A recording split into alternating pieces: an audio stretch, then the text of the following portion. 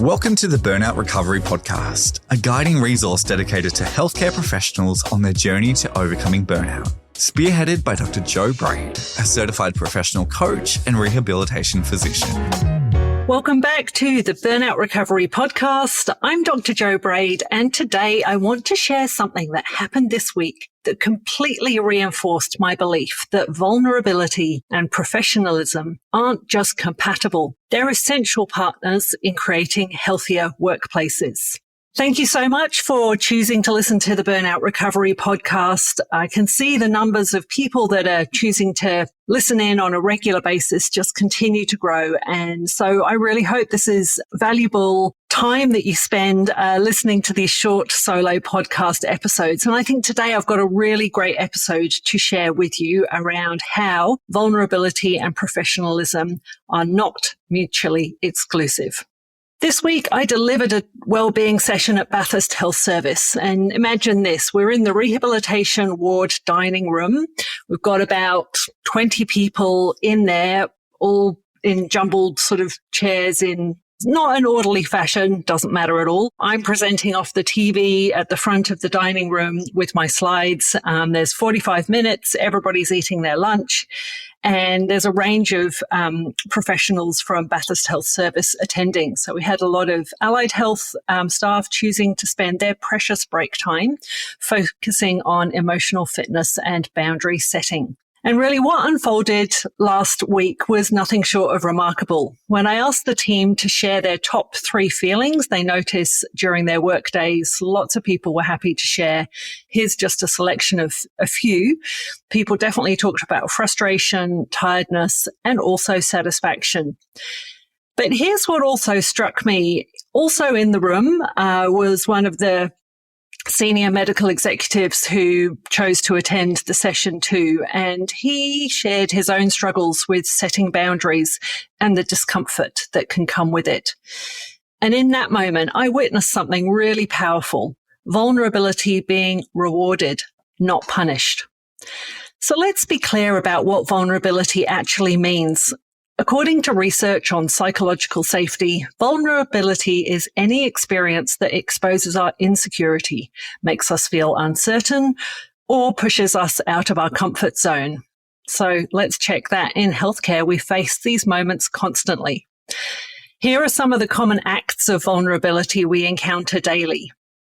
Admitting we don't know something, asking for help with a complex case, making a mistake and owning it, expressing disagreement with a treatment plan, sharing that we're overwhelmed, and setting boundaries around our workload. Probably quite a familiar list there, and these aren't signs of weakness, they're signs of being a human in a demanding profession. Too often in healthcare, I think we've created cultures where vulnerability actually gets punished, and this can look like these examples. Dismissing requests for help with, you should know this by now. And I hope this is like nearly gone, but I know there are echoes of it still around in the wards and clinic rooms. Reacting poorly to mistakes instead of treating them as learning opportunities. Ignoring someone's no when they're already at capacity. Shutting down challenges to outdated practices and expecting perfection while ignoring effort. And what happens when these responses happen to people, when these responses are given to people who are showing that vulnerability? We go into what is called a fear response. Our colleagues or whoever's receiving this go into survival mode, editing their authentic selves to avoid further punishment. They stop speaking up, they stop asking questions, and they stop innovating, which is so essential for healthcare. What I witnessed this week at Bathurst was really the opposite. It was rewarded vulnerability. When the senior exec shared his boundary setting struggles, nobody judged him as unprofessional. Instead, it gave permission for others to be equally honest, and many other team members or staff members in the room also shared different boundaries that they've either set or they wanted some assistance around setting. And when the allied health staff shared their daily emotional experiences, it was met with nods of recognition and support. So this is what rewarded vulnerability looks like. verbally acknowledging and respecting boundaries, expressing gratitude for honest emotions, making yourself available and interruptible, valuing honesty over having all the right answers, and offering a way forward after mistakes.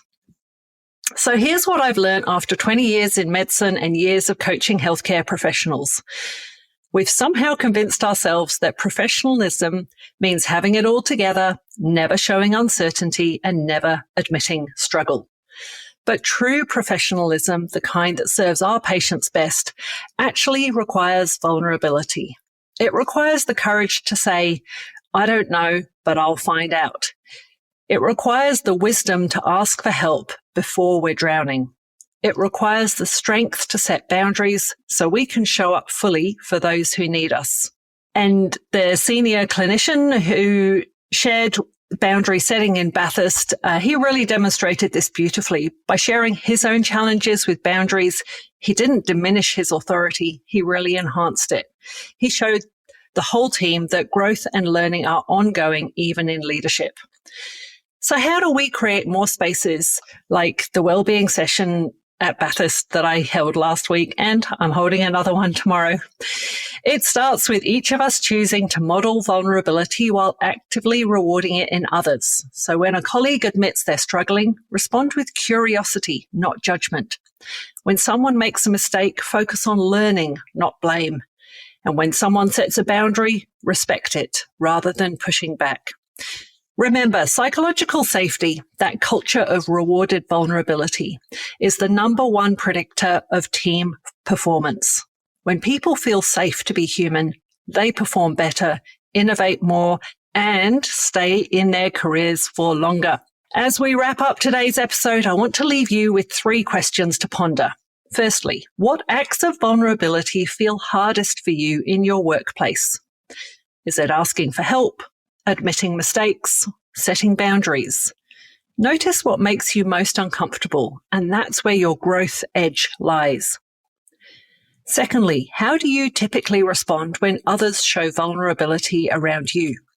Do you reward it with curiosity and support, or do you unconsciously punish it with judgment or dismissal? Be honest with yourself here.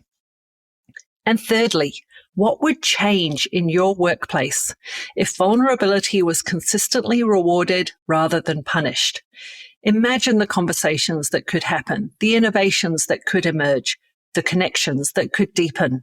So the session last week in Bathurst reminded me why I do this work. When we create spaces where people can be authentically human while maintaining their professionalism, it's a really magic space. When we connect, we support each other, and we remember why we chose healthcare in the first place. Vulnerability isn't the opposite of professionalism. It's the foundation of it. Because the most professional thing we can do is show up as whole human beings committed to growth, learning, and genuine care for each other and our patients. Until next time, this is Dr. Jo Braid reminding you that your courage to be vulnerable might just be the permission someone else needs to do the same. Thanks for listening to this episode. Schedule a 60-minute power hour with me and leave with relief, decisions made, and clear next steps. Or send me an email for a speaking inquiry. All information is available at drjobraid.com with links in the show notes.